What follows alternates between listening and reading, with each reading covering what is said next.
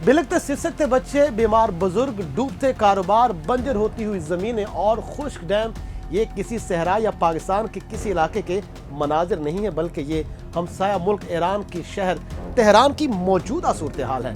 Tehran जहां 5 साल से जारी खुशहाली ने 1 करोड़ से ज्यादा लोगों पर क़यामत बर्पा कर रखी है। तेहरान में अब सिर्फ दोस्तों 14 दिन का पानी बचा है, यानी 14 दिन बाद तेहरान की गलियों में मौत रक्स करती हुई दिखाई देगी। इसीलिए ईरान के जो मौजूदा सदर हैं मसूद पज़ेश्कियान, उन्होंने भी खबरदार किया है कि अगर साल के इख्तिताम तक बारिश ना हुई तो तेहरान को खाली भी करना पड़ सकता है। दोस्तों, अगर तेहरान में रोजाना पानी की तलब की बात करें तो तकरीबन 3 मिलियन मकाम मीटर है, यानी 7 करोड़ 92 लाख अमरीकी गैलन। मगर सूरत हाल ये है कि तेहरान के आबी ज़खायर अपनी जिंदगी खो रहे हैं, जिसके मनाजिर आप इस वक्त इस स्क्रीन पर भी देख सकते हैं। लार डैम की बात करें तो उसमें सिर्फ 1% पानी बचा है, यानी तकरीबन 1 अरब 19 करोड़ गैलन। और स्क्रीन पर चलने वाला अमीर कबीर डैम में मौजूद पानी की अगर बात करें तो सिर्फ 6% के लगभग है, जो 3 अरब 32 करोड़ गैलन के बराबर बताया जा रहा है। रिटियान डैम में 15% पानी बाकी है, यानी 3 अरब 76 करोड़ गैलन। जबकि अगर हम मालमो डैम की बात करें तो 12% पानी मौजूद है, जो तकरीबन 4 अरब 12 करोड़ गैलन के बराबर बताया जा रहा है। इन तमाम डैम को मिलाकर तेहरान में तकरीबन 12 से 13 अरब गैलन पानी बचा है, जो 1 करोड़ से ज्यादा आबादी के लिए इंतहाई महदूद है और शहर की रोजाना खपत को सिर्फ 2 हफ्तों के लिए पूरा कर सकता है। तो ये सूरत हाल ईरान के अगले आने वाले दिनों में ऐसी है, अगर इस पर काबू ना पाया गया तो एक इंसानी बहरान भी पैदा हो सकता है। और अब बात करते हैं ईरान के शहरियों की, तो शहरी पानी के लिए कतारों में खड़े दिखाई देते हैं, इस उम्मीद पर कि नलकों से बहने वाले पानी के चंद कतरे उन्हें भी मुयस्सर होंगे। मगर पानी का भाव खत्म हो चुका है। और अगर सरकारी अदाद शुमार के बारे में आपको बताऊं तो जुलाई में पानी की तलब गुज़श्ता साल के मुकाबले में 13% कम रही है, मगर सितंबर और अक्टूबर के दौरान मजीद 12% की कमी भी नागुज़ीर बताई गई। पानी की मुसलसल कमी ने न सिर्फ रोजमर्रा जिंदगी को मुतासिर किया है, बल्कि इंसानी, समाजी, इक़्तिसादी निज़ाम को भी हिला कर रख दिया है। जब बिजली भी जाती है तो न सिर्फ पानी का निज़ाम मुतासिर होता है, बल्कि इंटरनेट, लिफ्ट्स और दीगर बुनियादी सहूलियात भी मुअत्तल होकर रह जाती हैं। ईरान में पानी की कमी बुनियादी वजह मुसलसल 5 साला खुशहाली है। सरकारी अदाद शुमार हमें ये बताते हैं कि गुज़श्ता साल के दौरान बारिशें औसतन 40% से 45% कम रही हैं और कुछ सूबों में ये कमी 70% से भी ज़्यादा रिकॉर्ड की गई है। कुछ इलाकों की बात करें तो अलबर्ज और ज़ाग्रस पहाड़ों पर बर्फबारी भी कम हुई। दरियाओं और डैमों के बहाव में महदूद पानी आया, जिससे पानी के ज़खायर भी अब तकरीबन खाली हो चुके हैं। लेकिन फिर सवाल यही पैदा होता है कि आखिर ऐसा क्यों हुआ, इन हालात की पेशगोई क्यों ना की गई और ईरान इसके बारे में पेशी मनसूबाबंदी क्यों ना कर सका। चलिए अब बात कर लेते हैं आलमी माहौलियाती तब्दीलियों की। यकीनन दर्जा हरारत बढ़ा है और बुखारात की शरह में इजाफा भी हुआ है, और जिससे ज़मीन और डैम के पानी के ज़खायर भी तेज़ी से कम हुए।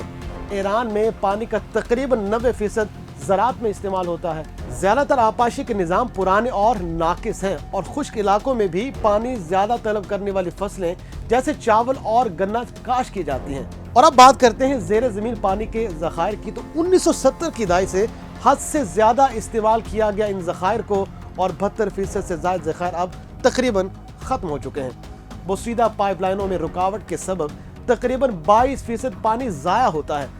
ईरान के सदर मसूद पज़ेश्कियान ने शहरियों पर भी जोर दिया है कि वो पानी में कम से कम 20% की कमी करें, ताकि पानी को बचाया जा सके और इस बहरान से निपटने में मदद मिले। जुलाई में अगर पानी की तलब की बात करें तो गुज़श्ता साल के मुकाबले में ये 13% कम रही है। मगर हुक्काम का कहना है कि सितंबर और अक्टूबर के महीनों में पानी की फराहमी बरकरार रखने के लिए मजीद 12% कमी की गई है, मगर सूरत हाल जो है वो अबतर होती जा रही है। इसमें कोई तब्दीली वाक़ई होती दिखाई नहीं देती। और इस पानी की कमी ने तवानाई के शोबे को भी मुतासिर कर रखा है। जो पन बिजली के मंसूबे हैं वो तकरीबन बंद हो चुके हैं, यानी आप कह सकते हैं कि पानी से बिजली अब ईरान में नहीं बन रही। गैस से चलने वाले जो प्लांट्स हैं, एयर कंडीशन और पानी के पंप हैं, वो भी बढ़ती हुई इस मांग को पूरा करने में मुकम्मल तौर पर नाकाम है। नतीजतन एक बहरान ईरान के दरवाजे पर खड़ा और इस पर काबू ना पाया गया तो एक बहुत बड़ा इंसानी अलमिया भी जन्म ले सकता है। माहिरीन ने तेहरान के पानी के बहरान को डे 0 के करीब करार दे दिया है, यानी वो दिन जब नलकों से पानी की मुस्तकिल फराहमी भी बंद हो जाएगी। اور پانی جو ٹینکرز کے ذریعے سے گھروں تک پہنچایا جائے گا۔ خدا نخواستہ اگر یہ صورتحال پیدا ہوئی تو پھر اسپتال اور ضروری سروسز کو ترجیح دی جائے گی، جبکہ عام شہری محدود مقدار میں پانی شامل کر سکیں گے۔ خوزستان اور سیستان میں لوگ پانی، بجلی اور بنیادی سہولتوں کے لیے احتجاج کر رہے ہیں کیونکہ ان کی ضرورتیں پوری نہیں ہو پا رہی ہیں۔ شہری اس وجہ سے ایک جگہ سے دوسری جگہ نقل مکانی کرنے پر بھی مجبور ہیں۔ اس لیے تہران پر اس وقت اضافی بوجھ بھی موجود ہے جو ایران کے اس بحران میں مزید شدت پیدا کر رہا ہے۔ ایران میں پانی کے بحران کی وجوہات صرف خشک سالی نہیں ہے، پلاننگ کی کمی ہے، ناقص منصوبہ بندی ہے اور مستقبل کے خدشات کو سامنے نہ رکھنا بھی ایک بڑی وجہ ہے۔ پانی کے بے رحمانہ استعمال بھی ایک وجہ بتائی جاتی ہے۔ ایران دہائیوں سے فطرت کے فراہم کردہ پانی کا کھلا استعمال کرتا ہے۔ پہلے دریاؤں اور ڈیموں کے پانی ختم ہونے پر زیر زمین پانی کے ذخائر استعمال کیے گئے، جس سے یہ موجودہ بحران اور سنگین ہوا۔ اس کے اوپر سونے پہ سہاگا یہ ہے کہ بد انتظامی، ناقص گورننس اور حد سے زیادہ کھلے استعمال نے اس بحران کی بنیاد رکھ دی ہے۔ اگر مزید اقدامات کی بات کریں تو حکومت نے پانی کی کھپت میں اوسطاً 3 گنا کمی کی کوشش کی ہے اور شہریوں کو بھی یہ کہا ہے کہ پانی کم استعمال کریں، مگر ماہرین کا یہ ماننا ہے کہ یہ اقدامات کافی نہیں ہیں۔ ایران کو فوری طور پر پانی کے نظام کی اصلاحات کی ضرورت ہے، جس میں ان کی بوسیدہ پائپ لائنوں کی مرمت، ڈرائپ اریگیشن، بارش کے پانی کو ذخیرہ کرنا، زیر زمین پانی کی نگرانی اور پانی کی قیمت مقرر کرنا شامل ہے تاکہ پانی کو لوگ احتیاط سے استعمال کریں۔ ایران نے یہ بھی دعویٰ کیا ہے کہ وہ 7 برس میں سالانہ 45 ارب مکعب میٹر پانی کی کھپت کو دوبارہ استعمال کے قابل بنا کر، ڈرائپ اریگیشن اور ترسیل کے نظام کو بہتر بنا کر صورتحال کی سنگینی کو کم ضرور کرے گا، مگر بین الاقوامی پابندیاں، بیوروکریسی اور سرمایہ کاری کی کمی اس ہدف کو سست ترین بنا رہی ہے۔ ماہرین کا کہنا ہے کہ جتنی دیر حکومت اس بحران کو تسلیم نہیں کرتی اور ایک مختلف ترقیاتی ماڈل کے لیے سرمایہ فراہم نہیں کرتی، تباہی کے امکانات اتنے زیادہ بڑھتے ہی جائیں گے۔ حقیقت یہ ہے کہ بحران کا حل موسم یا قدرتی بارش سے نہیں آئے گا، بلکہ حکومتی، ٹیکنالوجیکل اور سماجی اقدامات کی بروقت اور مؤثر عملداری ہی تہران اور ایران کو پانی کے دیوالیہ پن سے نکال سکتی ہے۔ ایک سوال یہ اٹھتا ہے کہ پانی کے اس بحران نے پاکستان کی سرحدوں پر دستک دے رکھی ہے۔